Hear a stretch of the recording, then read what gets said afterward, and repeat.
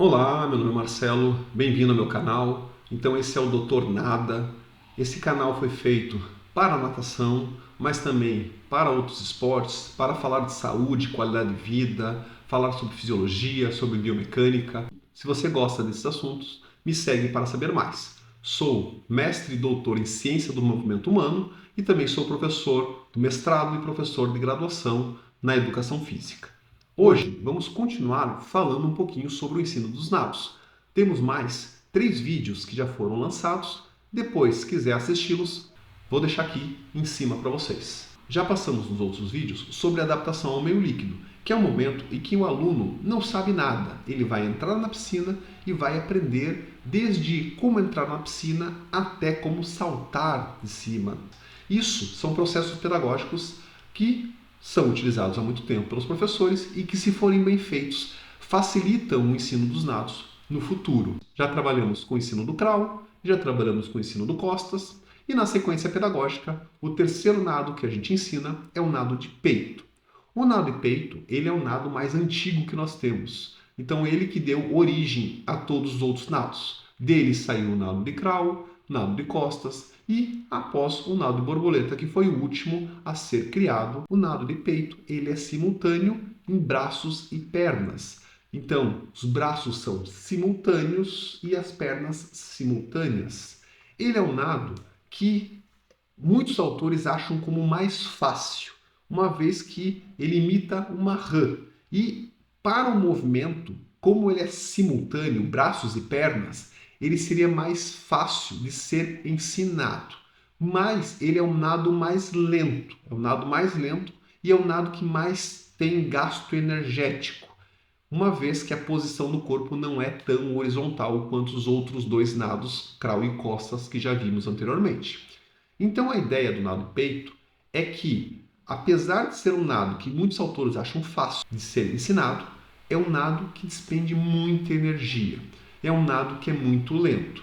Eu, como experiência própria de nadador, vou dizer que foi o meu melhor nado. Então hoje é o nado que eu mais tenho, é o nado que eu tenho mais habilidade, é o nado que eu nadei por toda a minha vida e é um nado que alguns nadadores fogem, uma vez que nós temos uma rotação ali, uma flexão de joelho que muitas vezes lesiona um pouco mais, uma vez que a natação competitiva ela acaba sendo um pouco lesiva, principalmente em alguns nados, como o nado de peito. Vindo do nado de costas e do nado de crawl, temos que lembrar que a posição era o mais horizontal possível. Então, quanto mais horizontal, mais a gente tinha uma eficiência. No nado de peito, nós não conseguimos mais manter uma posição horizontal, como o nado de costas e o nado de crawl. Então, a posição do nado de peito, ela acaba tendo um pouquinho mais de inclinação. Essa inclinação, que vai ser um pouco mais ondulatória, inclusive, ela vai ter uma oscilação, essa inclinação, ela vai gerar uma resistência maior. Isso já justifica o porquê que esse nado é o mais lento. Diferente do costas e do crawl, que a gente tinha um nado horizontal, a posição, então, é um pouco mais inclinada, com o quadril um pouco mais baixo, até porque a pernada ela é embaixo da superfície, ou seja, não pode sair para a superfície, e o braço aqui ele é embaixo do peito, ou seja, o nado de peito é porque o braço, a braçada, acontece aqui embaixo do peito, não pode passar a linha da cintura, exceto no primeiro movimento, que é a Filipina, a gente vai falar isso mais para frente, quando eu for falar sobre saídas e viradas. Agora, vou ensinar o nado de crawl. Vou usar o quê? Posição do corpo, pernada, braçada, respiração, coordenação.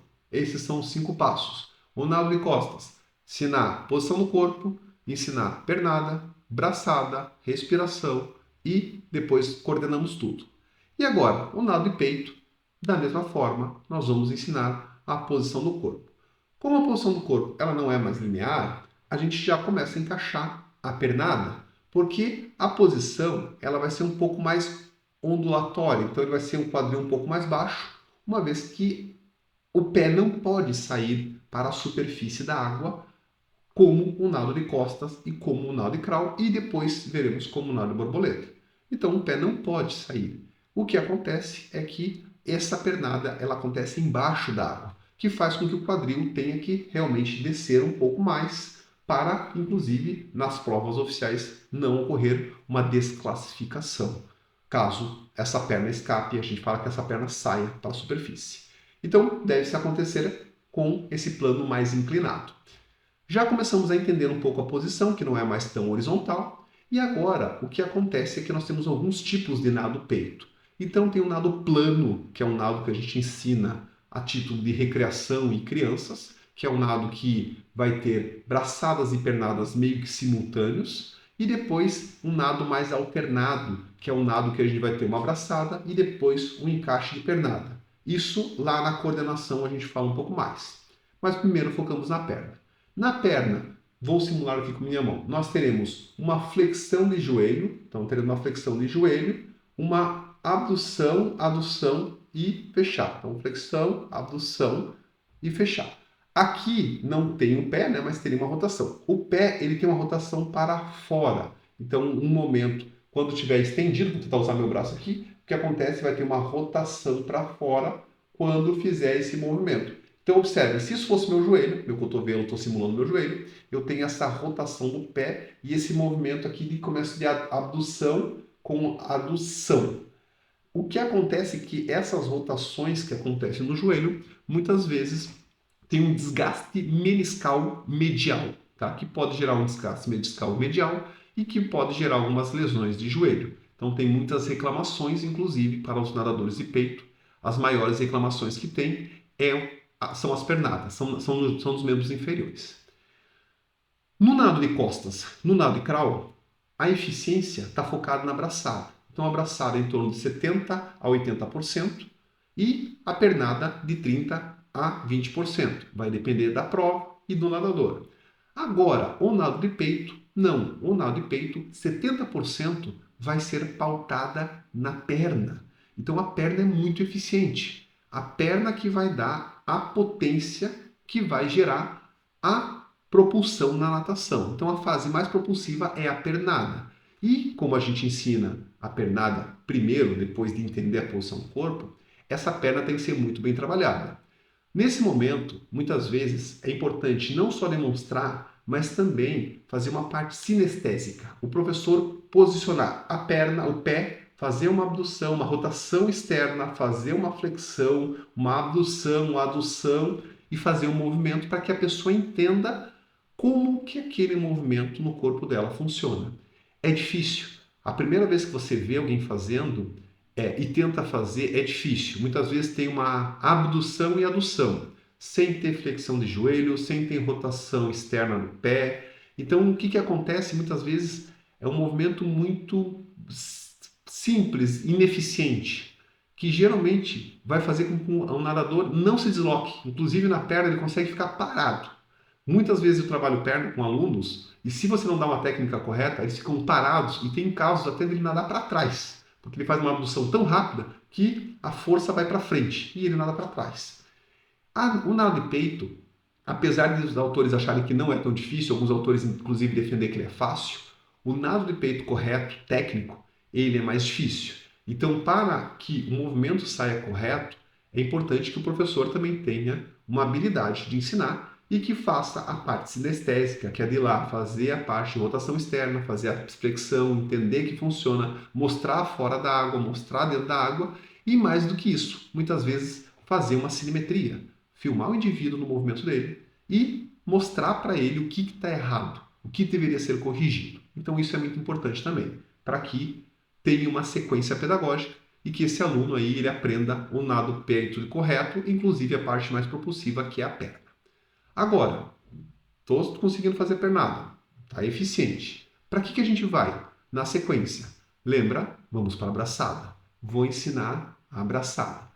A abraçada do peito é muito simples. Então a gente começa a abraçada, tem muitos nadadores que vão começar a abraçada, finalizar a abraçada às vezes com a mão sobrepostas, tem a famosa canoinha, então vou começar com a abraçada como se fosse o voleibol, né? Posso começar com a abraçada assim, tem gente que vai jogar a abraçada assim, muito de preferência de nadador, muito também de prova. Então comecei com o braço aqui, tentar o mais hidrodinâmico possível. A partir desse momento vai ter uma varredura para fora, uma meia-lua. Isso aqui é muito do palmateio, lá da adaptação ao meio líquido. ligada a noções de propulsões. Então, noção de propulsão trabalha muito esse palmateio, essa fase inicial aqui no lado do peito. Então, faz um palmateio, uma abertura aqui um pouco a mais do que a largura do ombro, e aí eu vou ter uma flexão de cotovelo que vai juntar aqui no corpo. Vou fechar, vou bater meu braço contra meu tronco. Esse movimento, inclusive, é propulsivo. E aí eu vou jogar novamente para frente o meu braço. Então, varredura para fora, varredura para dentro, varredura para frente, né? Recuperação para frente. Essa recuperação, ela acontece contra uma resistência. E daí tem nadadores que vão fazer essa recuperação por fora da água e tem nadadores que vão fazer por dentro da água. Se for por fora da água, você vai encontrar menos resistência da água, mas vai gastar mais energia, porque você vai ter que fazer um movimento mais elevado, né? Vai ter que fazer vai ter mais potência para jogar esse braço para fora da água. Lembrando que a regra diz que você não pode tirar o cotovelo. Então o cotovelo tem que permanecer na água, né? Então ele não pode sair. Então eu não posso jogar aqui e tirar o cotovelo da água. Eu posso arrastar na água, mas não posso tirar da água. E daí uma preferência de nadador, mas a maioria dos nadadores competitivos vão tirar esse braço da água. Processo pedagógico, a gente ensina até tirar, porque se a pessoa tira da água, ela sobe mais. Quando ela jogar a cabeça, há uma tendência de jogar o quadril junto. Então ele se torna um nado um pouco ondulatório. O nado mais ondulatório que a gente vai ter é o borboleta, a gente vai ver lá na frente. Mas esse nado peito, ele é ondulatório também, porque a gente consegue, subindo aqui o tronco, então subindo o tronco, se eu jogo lá na frente, eu encaixo minha cabeça e naturalmente eu deixo o meu quadril subir, que vai fazer com que minha perna suba. Lembrando que a perna não pode fazer a pernada fora da água, que é em adução e abdução, e aí eu consigo fazer ainda dentro da água, tá? A perna não pode sair, mas esse é um controle que o nadador tem que ter. Conseguiu fazer a braçada, conseguiu fazer a pernada, e agora a respiração. A fase da respiração, ela é fácil. Nesse caso, ela só não é mais fácil que o costas, que no nado de costas a gente tem a cabeça o tempo inteiro liberada, né? Então a gente está com a face liberada da água. Mas o peito também é muito fácil, porque tem uma carência. Quando você começa a braçada, você apoia a braçada aqui, então fez a braçada, fez a varredura para fora aqui, você tem uma carência de levantar. E aí quando você faz a varredura, que você levanta, puxa, então faz essa flexão para trás. Quando esse braço chegar próximo ao tronco, há uma necessidade de eu jogar junto. Então, esse braço, quando fizer a recuperação, a cabeça vai junto com o braço. Então, varredura para fora, para dentro e joga junto com o meu braço para frente. Então, é uma respiração mais simples, né? Professor, precisa respirar em toda a abraçada? Não, tu não precisa respirar em toda a abraçada. Só que a regra diz o seguinte: toda abraçada, a cabeça tem que quebrar a linha d'água. Então eu não posso ficar dando braçada aqui com a cabeça enterrada lá no fundo. Eu preciso que a cabeça saia, preciso que a cabeça saia, tá? Então normalmente a gente respira em todas as braçadas, tá? Porque até facilita. Facilita a oxigenação, aumenta o tamponamento, né, para provas mais rápidas, então tu diminui a acidose lática, você aumenta a capacidade aeróbica, porque você está respirando, está oxigenando a estrutura muscular. Então, normalmente a gente respira em todas elas, até porque a regra diz que a gente não pode ficar com a cabeça enterrada lá, precisa quebrar a linha d'água em todo momento. Já consigo fazer, entendi a posição no corpo, não é mais horizontalizado, um pouco mais angular. Entendi a pernada, entendi a braçada, consigo encaixar a respiração, coordena tudo. A coordenação, ela é particular, depende da prova. Essa também, assim como o nado e crawl, o nado e costas, lembre-se, sempre em oposição. O nado e crawl, a gente tem o deslize, o nado e peito também. Então tem gente que vai segurar um pouquinho o tempo da perna, que a gente fala que a perna vai ficar um pouco mais atrasada. E quando você terminar a braçada, você dá uma perna mais alongada, e daí vai deslizar mais.